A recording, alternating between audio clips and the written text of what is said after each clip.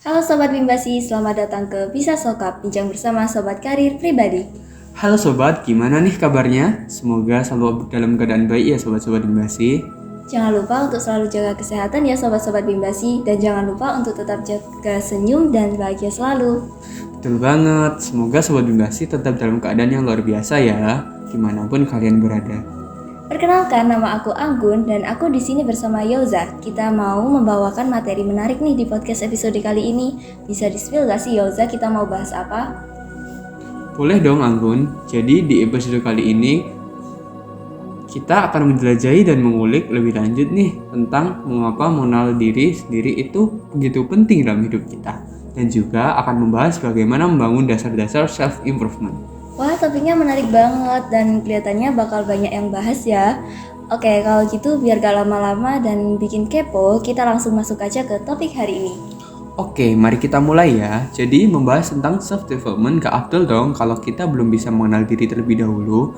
Mengenal diri sendiri atau knowing yourself itu adalah langkah awal yang krusial dalam perjalanan pribadi kita. Mengapa ya? Karena dengan mengenal diri sendiri, kita bisa memahami nilai-nilai, minat, dan tujuan pribadi kita. Setuju banget Yoza, memahami diri kita sendiri membantu kita membuat keputusan yang lebih baik dalam hidup.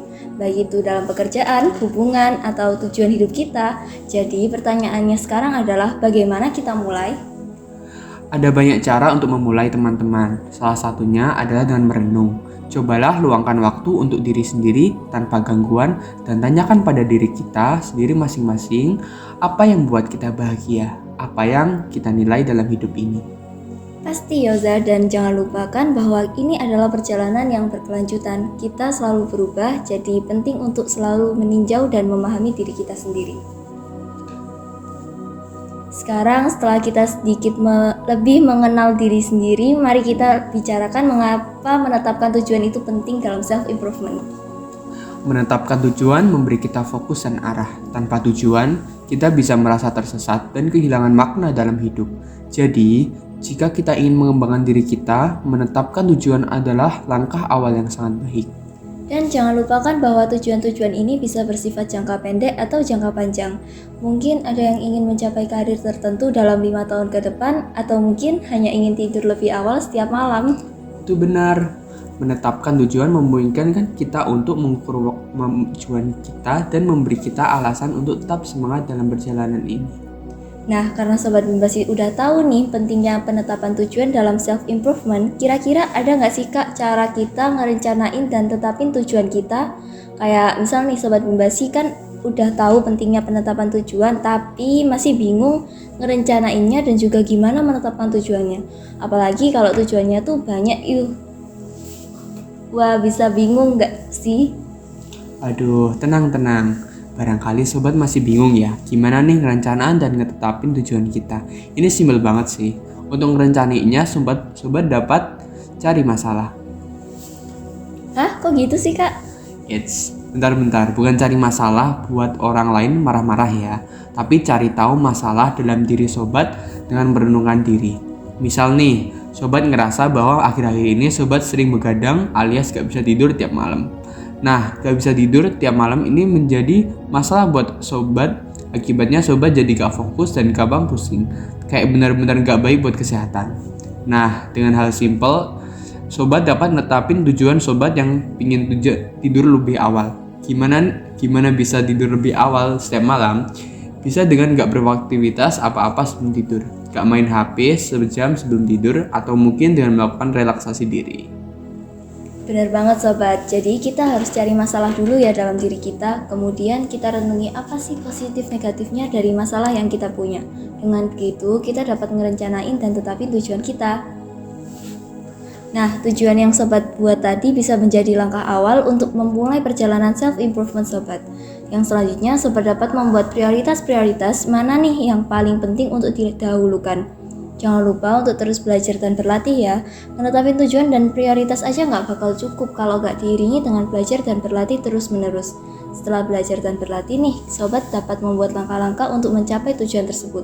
Selanjutnya, Sobat juga harus menetapkan di kehidupan Sobat kan nggak afdol ya kalau nggak afdol ya udah belajar dan berlatih tapi nggak diterapin. Kayak sayang gitu sih kak. Istilahnya udah di tengah jalan nih, tapi kita putus. Ya bener banget Kak, jadinya nggak maksimal gitu. Masih ada lagi nggak, Kak?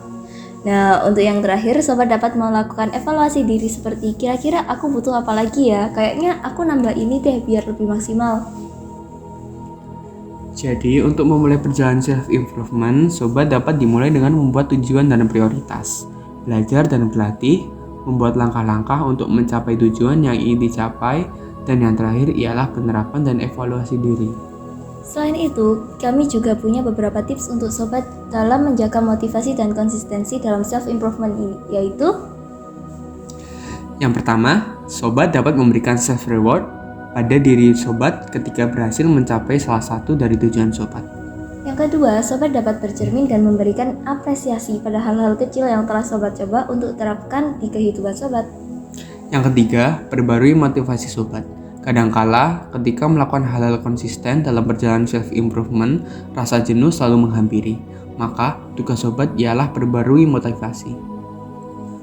Yang terakhir dan yang paling penting ialah fokus pada proses bukan tujuan sobat. Baik naik turunnya semangat untuk perbaiki diri, rasa jenuh yang menghampiri dan hal-hal yang dapat mendistraksi perjalanan sobat.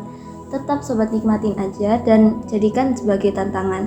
Dengan begitu, setiap perjalanan sobat akan menjadi lebih bermakna. Itu dia untuk episode kita kali ini. Kami harap informasi dan wawasan yang kami bagikan dapat membantu Anda dalam perjalanan pribadi Anda. Jangan lupa untuk selalu tunggu kami di Bisa Sokap, bincang bersama Sobat Karir Bimbasi. Terima kasih teman-teman dan sampai jumpa.